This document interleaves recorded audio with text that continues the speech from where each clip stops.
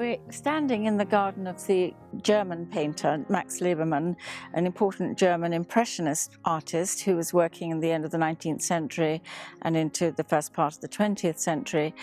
And he created a beautiful garden here at Wannsee, outside of Berlin, where he planted many different flowers in many different colors, specifically as subjects for his painting.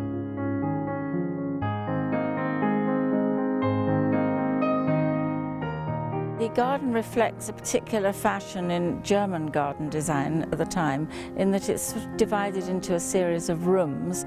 There's the hedge garden, the flower garden here, and this very magnificent alley of birch trees which runs right down to the edge of the lake.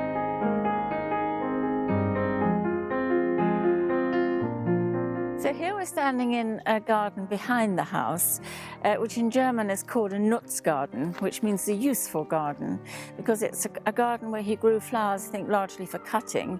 At the moment we're surrounded by beautiful red and orange dahlias, cosmos, Japanese anemone, but it's also, as you see, mixed in with vegetables. So to my left here is a large cabbage bed, and Liebermann here was picking up on a tradition that was common in German country gardens at the time. But his garden is on a rather grander scale than those typical country gardens would have been. And to the right is the small house, which was the house where the gardener and his family lived. And this garden was one of Liebermann's favorite subjects. He painted it a great deal in the mid-1920s.